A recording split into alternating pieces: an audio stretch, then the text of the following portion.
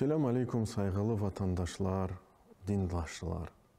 Sizinle beraberlikte Kırım Müslümanların Dini İdaresi Müftisi Aydar İsaoğlu Rustemov. Bugün Cuma günü mübarek günüdür.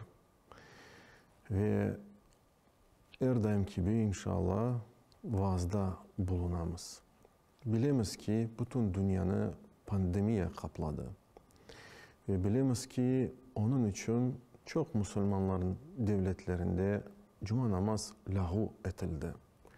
Ve göremiz ki nasıl müezzinler ezanlarını okurken sallu fi buyutikum kelimelerini ağlayarak koşarlar.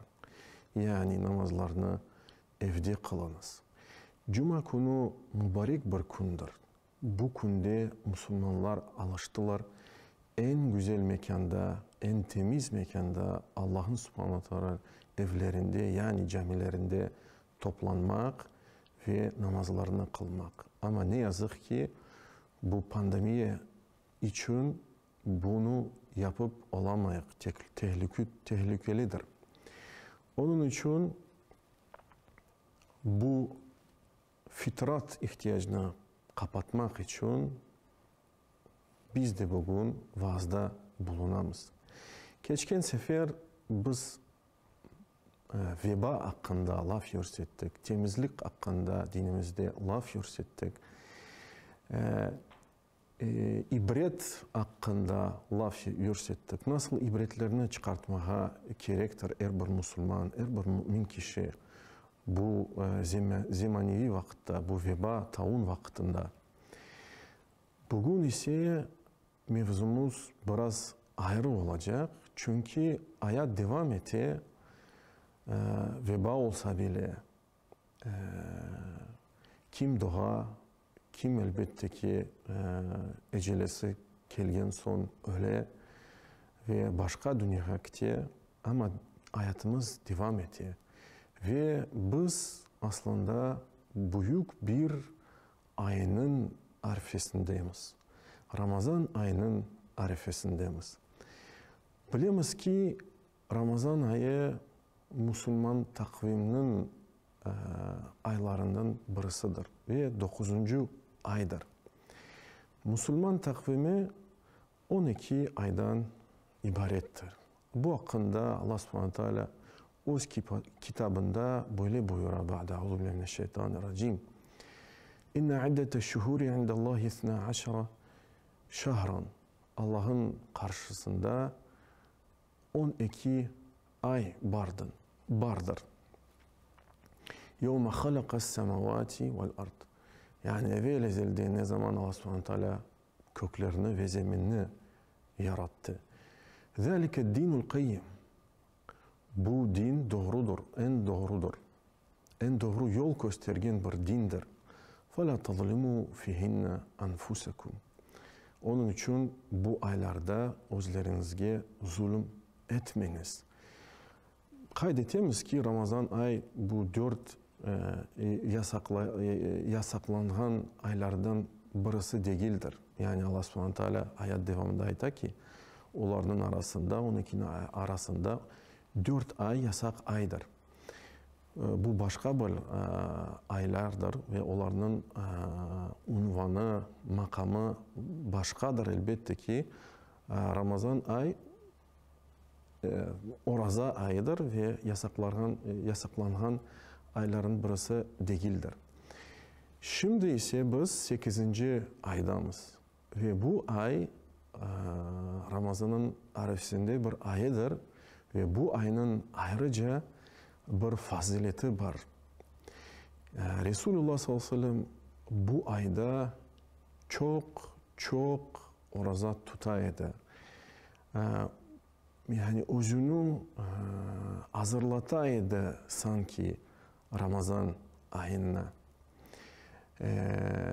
Ve hatta bile sahabelerden birisi Resulullah'tan sallallahu aleyhi ve sellem soray ki ve ayta ki ey Resulullah ben göreyim ki sen bu ayda yani Şaban ayda o kadar çok oruza tutasın ki başka aylarında böyle oruza tutmayısın. Ne için ya Resulallah?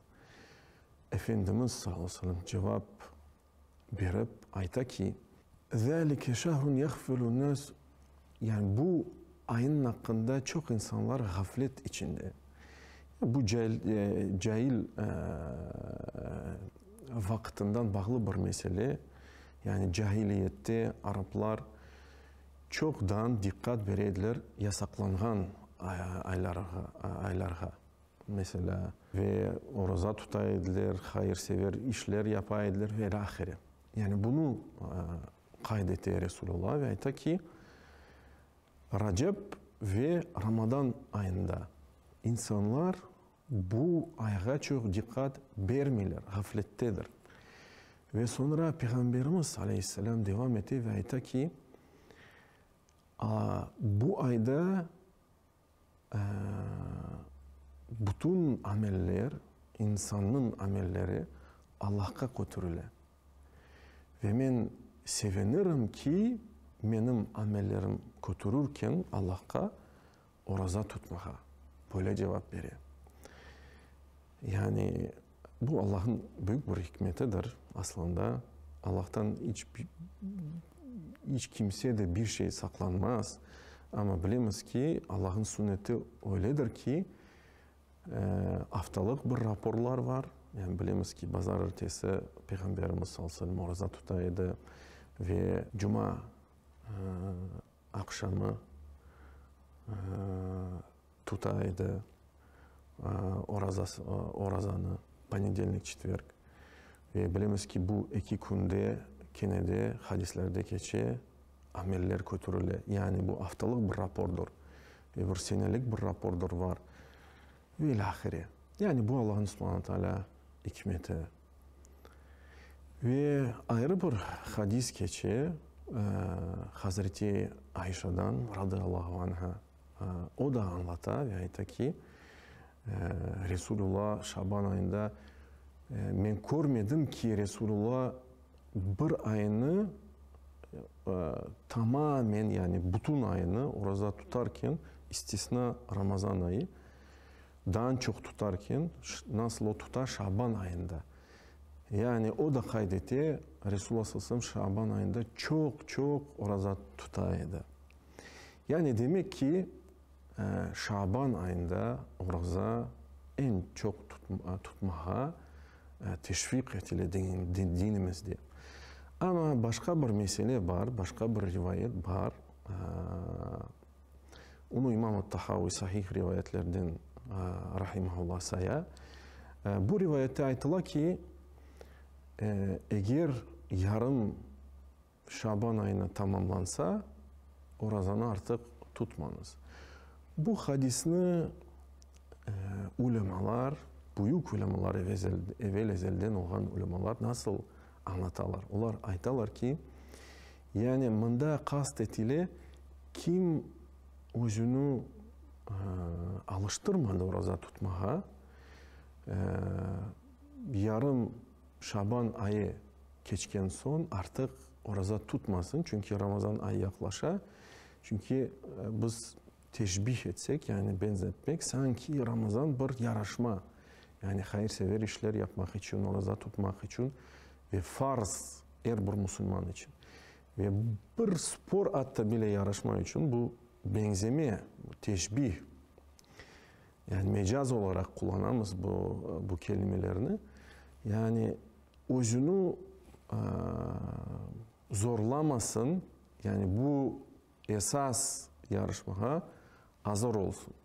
Yani bir sporcu, bir kayı bir insan yarışmanın evvelden çok spor yapsa özünü yorur.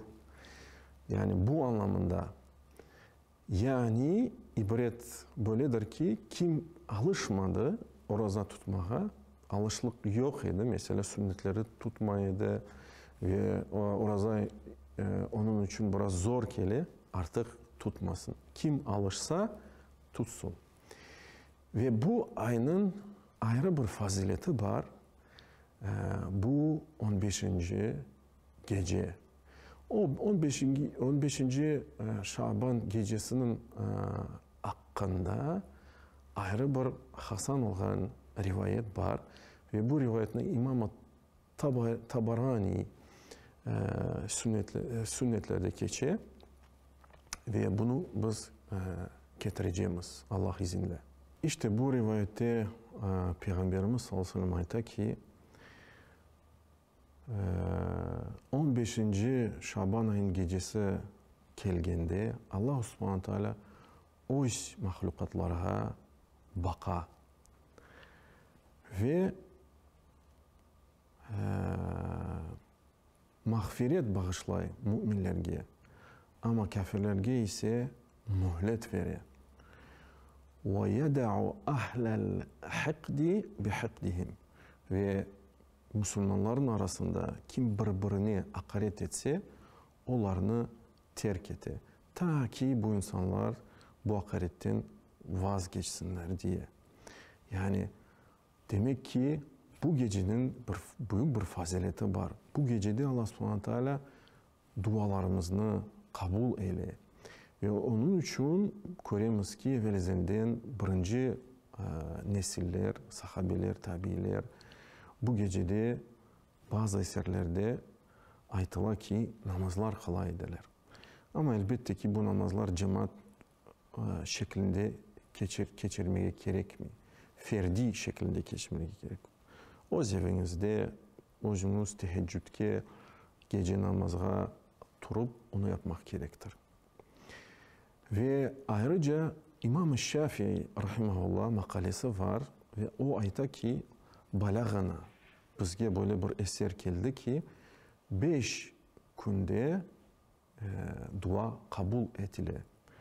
Bu iki bayram günleridir, bu cuma günüdür, bu birinci Recep günüdür ve Şaban 15. gecesidir. Allah subhanahu teala bizden bütün hayırsever yapkan işlerimizi kabul eylesin. Allah subhanahu teala bütün ümmetimizni umumen ve Kırım Tatar halkının hususen bu belalardan, vebalardan korçalasın. Allah subhanahu teala her daim xorantalarınızı şer ve fesattan korçalasın. Allah subhanahu teala bizge kavi iman eylesin. Takva insanlardan olmağa nasip eylesin ve düşmanlarımızı yenmeye nasip eylesin. Allah subhanahu teala her daim dualarımızı iştedir. Allah'a dua etiniz. Ve sallallahu ala nebiyyina Muhammed ve ala alihi ve sahbihi ecmain.